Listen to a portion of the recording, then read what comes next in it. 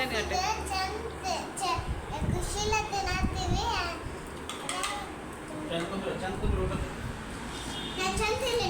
ಹಾಂ ಸೂಪರ್. ಅಕ್ಕನೂ ಚೆನ್ನಾಗಿದೆ. ಇದು ಒಂದಿಷ್ಟ ಒಂದು ಸಣ್ಣ ಕಪ್ಪಷ್ಟು ರೈಸ್ ಐತಿ. ಇದಕ್ಕೆ ನಾನು ಫಸ್ಟಿಗೆ ಒಂದು ಸ್ವಲ್ಪ ಇದು ಮನೆ ಒಳಗೆ ಹೆಪ್ಪಾಕಿದ ಮೊಸರು ಐತಿ. ನಾವು ಆಲ್ಮೋಸ್ಟ್ ಈಗ ಪ್ಯಾಕೆಟ್ ಮೊಸರು ಅವಾಯ್ಡ್ ಮಾಡತ್ತೀವಿ, ಅದೇನೋ ತಿನ್ನಬಾರ್ದು ಅಂತ ಹೇಳಿದ್ರು.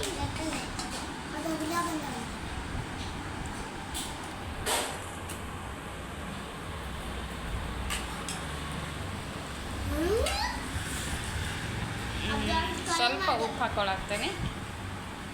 ನಮ್ದು ಪಿಂಕ್ ಸಾಲ್ಟ್ ಸೈದಾಲ್ ಉಪ್ಪು ಅಂತಲ್ಲ. ನಾ ಇದಕ್ಕೆ ಒಗ್ಗರಣೆ ಏನು ಹಾಕಿಲ್ಲ, ಯಾಕಂದ್ರೆ ಉಪ್ಪಿನಕಾಯಿ ಒಳಗೆ ಆಲ್ರೆಡಿ ಆಯಿಲ್ ಇರ್ತೈತಿ ಮತ್ತು ಖಾರ ಉಪ್ಪು ಅದ್ರೊಳಗೆ ಮೆಂತ್ಯ ಪುಡಿ ಎಲ್ಲನೂ ಇರ್ತೈತಿ. ಸೊ ಮತ್ತೇನು ಹಾಕೋದು ಅವಶ್ಯಕತೆ ಇಲ್ಲ ಅನ್ನಿಸ್ತು ನನಗೆ, ಸೊ ಹಾಕಿಲ್ಲ. ನೋಡ್ರಿ ಅರ್ಧ ಬಟ್ಟಲ್ದಷ್ಟೇ ರೈಸ ಮತ್ತು ಕರ್ಡ್ ಐತಿ, ಸಾಲ್ಟ್ ಐತಿ.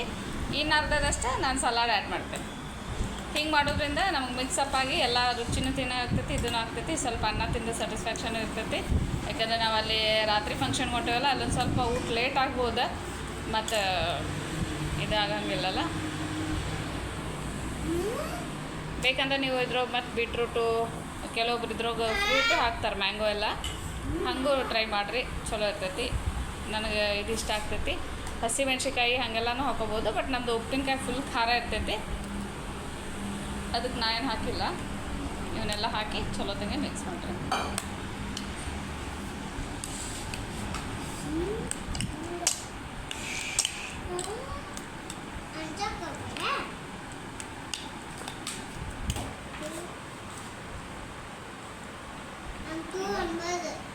ನಾನು ಸ್ವಲ್ಪ ಹಾಕ್ತೇನೆ.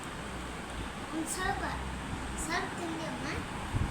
ತಿಂದು ನೋಡಿ, ಅವಾಗ ಯಾವಾಗ ಹಾಕೊಂಡು ತಿಂದು ಹಾಕೊಂಡು ತಿಂದು ನೋಡಿ. ಈಗ ಇದಕ್ಕೆ ಒಂದು ಸ್ವಲ್ಪ ಉಪ್ಪಿನಕಾಯಿ ಹಾಕ್ತಾನೆ.